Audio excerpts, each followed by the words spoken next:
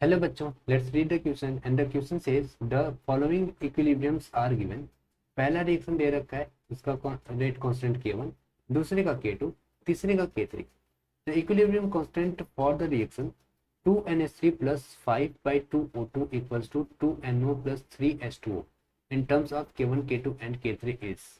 आइए बात को स्टार्ट करते हैं विद द हेल्प ऑफ की कॉन्सेप्ट। की कॉन्सेप्ट क्या कहते हैं?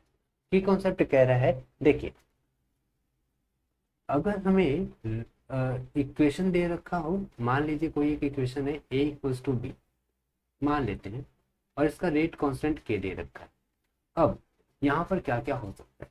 पहला रूल, अगर हम इस इक्वेशन में x से मल्टीप्लाई करा दें, x से मल्टीप्लाई करा देंगे तो x a equals to x b हो जाएगा, और इसका रेट कांस्टेंट क्या हो जाएगा ऐसे केस में k की पावर x।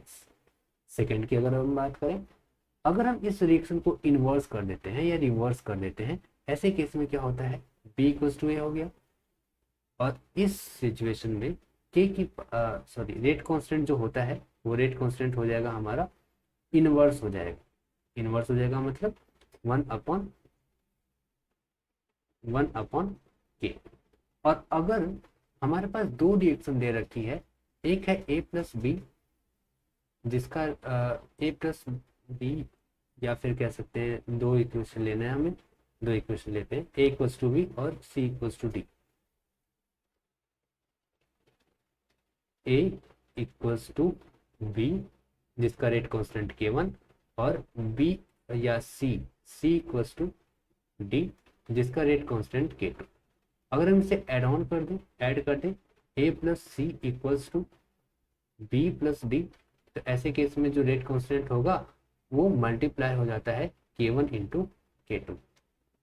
अब इन्हीं तीन कॉन्सेप्ट का यूज करके हम इस क्वेश्चन को सॉल्व करेंगे। बेसिकली हमें करना क्या है, इन तीनों रिएक्शन का यूज करना है ऊपर वाले का, और उसके हेल्प से हमें ये लास्ट वाला इक्वेशन को फॉर्म करना है। इसके बाद इसके बीच में रिलेशन लिखना है। आइए बात को स्टार्ट करते हैं। पहला वाला हमें दिख रहा है N2 plus 3H2 equals to 2NH3। चूंकि यहाँ पे NH2 लेफ्ट वर्ड है, तो हम एक काम करते हैं, पहले वाले इक्वेशन को हम लोग रिवर्स कर देते हैं। रिवर्स करने पे क्या होगा, 2NH3 हो जाएगा इक्वल्स टू क्या हो जाएगा N2 प्लस 3H2 हो जाएगा। और ऐसे केस में रेट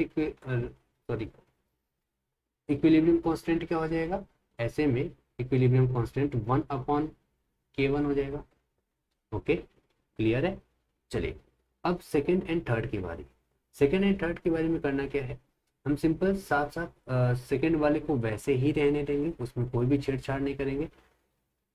सेकेंड वाले को हम लोग यही रख देते हैं, N2 plus O2 equals to 2NO, इसका rate constant K2। And third वाले को देखते हैं। थर्ड वाले में चूंकि यहाँ पर O2 है, तो जैसा है इसको भी वैसे ही रहने देते हैं, जैसा है इसको भी वैसे ही रहने देते हैं। बस यहाँ पर लिटिल बिट चेंज करना पड़ेगा, क्योंकि हमें यहाँ पे दिख रहा है 3H2O है। ओके, तो यहाँ पर हम 3 का मल्टीप्लाई करा देते हैं। तो 3 का मल्टीप्लाई करा के लिखने पर क्या होगा, 3H2 plus 3/2O2 equals to 3H2O, और ऐसे केस में रेट कांस्टेंट क्या हो जाएगा K3 की पावर 3। अब सबको जोड़ देते हैं। जोड़ेंगे अगर हम तो क्या होगा देखते हैं, N2 से N2 चला जाएगा, 3H2 से 3H2 चला जाएगा। ओके, और तो कुछ कट नहीं रहा, तो सबको जोड़ देते हैं लास्टली। तो ये हो जाएगा 2NH3 plus 5/2O2 equals to 2NO plus 3H2।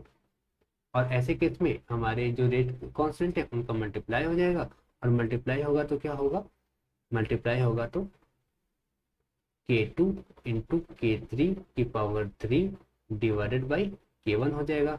अब अगर हम मान लेते हैं इसका रेट कांस्टेंट कोई Kc हो, तो Kc की वैल्यू कितनी आ गई, Kc की वैल्यू आ गई कितनी, K2 इंटू K3 की पावर 3 अपॉन K1। यानी यहाँ पर कौन सा सही हो जाएगा, सी वाला ऑप्शन बिल्कुल बिल्कुल करेक्ट हो जाएगा।